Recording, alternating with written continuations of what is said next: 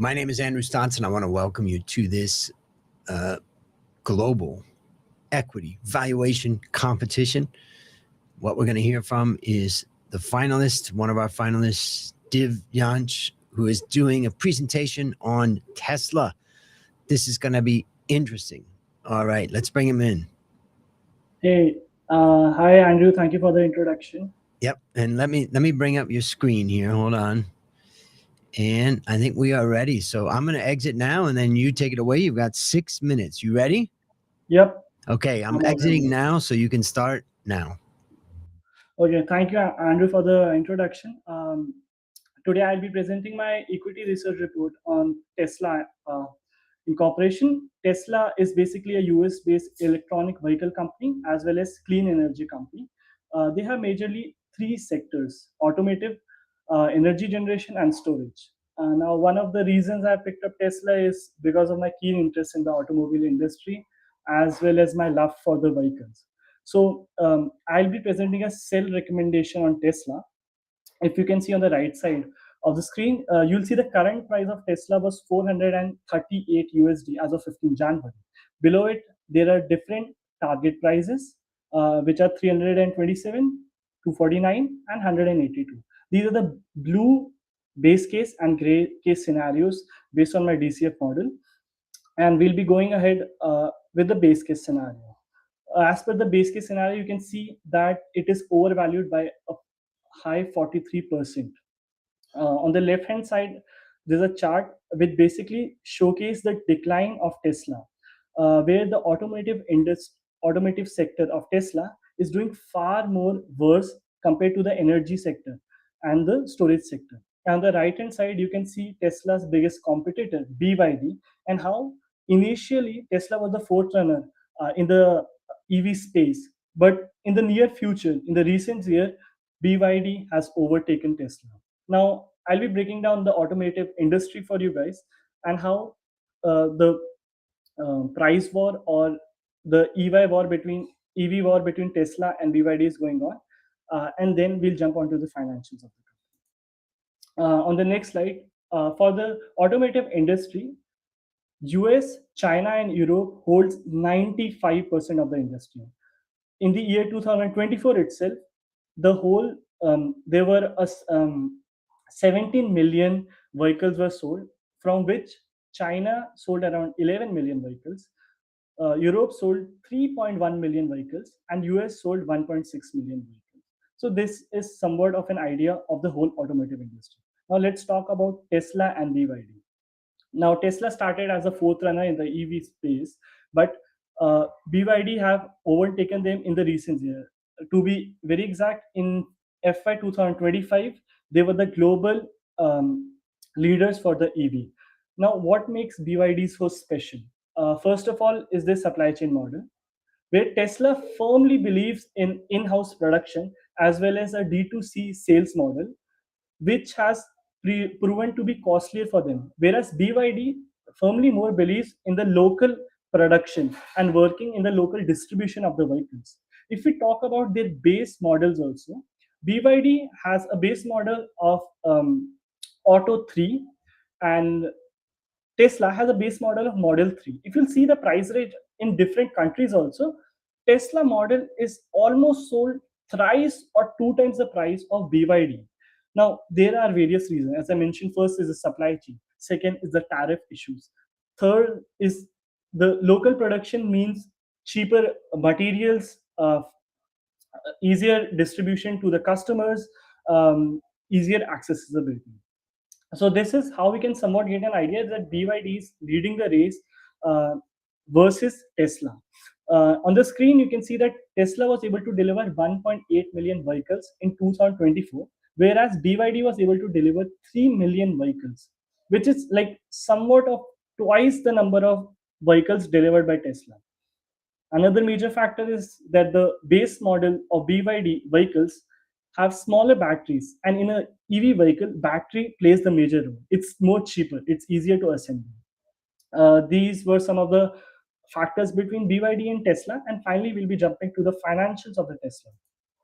So, in front of you is my P&L, where the first initial 3 years are based by the annual report, and the next 5 years are forecasted data. The common trend you see here is that the revenue increase is growing because Tesla has majorly market share in the Northern America region, whereas BYD has a more share in Latin America, as well as South Asian nations and China.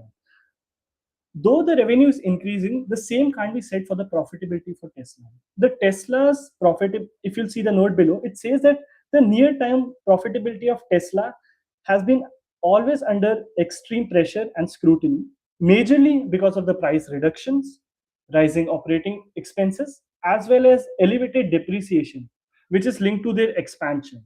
Tesla is currently trying to expand in the European market, but the European market in itself is staggering. So they're not seeing much of the success. 1 minute left.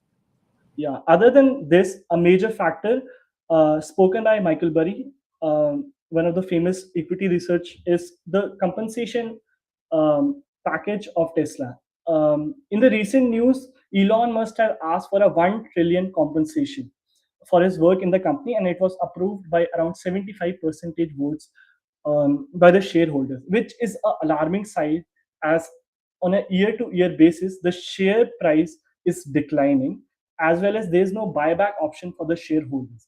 All these summed up together looks like a red flag to me, and I would personally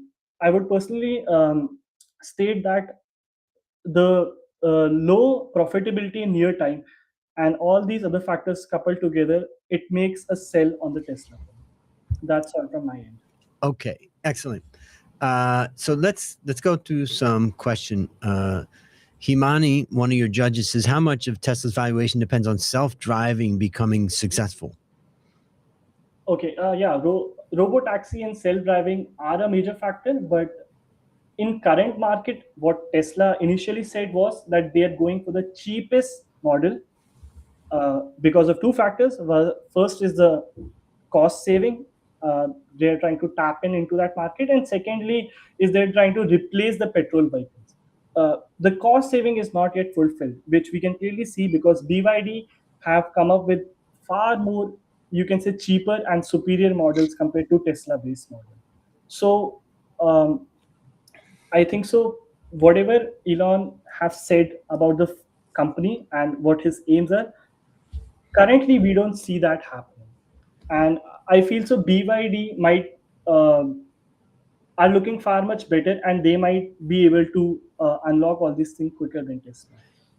And from my perspective, I don't really understand what's going on because it feels like Elon Musk is kind of giving up, and it's a little bit surprising because he really, first of all, he crushed Ford and GM and Yep. U.S. manufacturers for sure.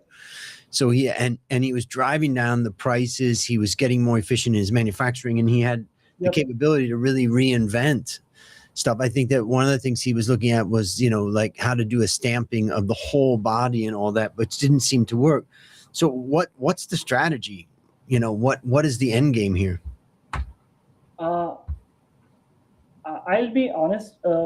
Elon Musk has a great vision where he wanted to basically shift all vehicles from petrol to electric, and he, as I mentioned, he was the front runner for it for a long time.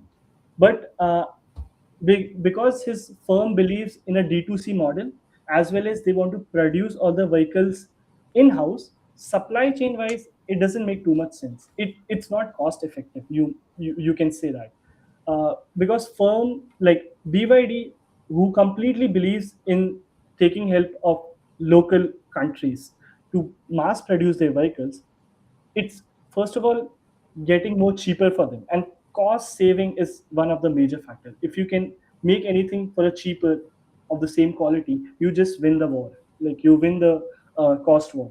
So I feel BYD in that department is somewhat doing a better role. I feel their supply chain is somewhat better, and secondly, the current environment in US where the tariffs are a huge issue is also pushing back the firm. Like Tesla wanted to enter Indian market, but they have a tariff of 110% slapped on their vehicles, which is first of all very alarming. Secondly, it's not cost friendly. Like what Elon wanted to do at the first place: make a cost-friendly, cheap vehicle for everyone to drive.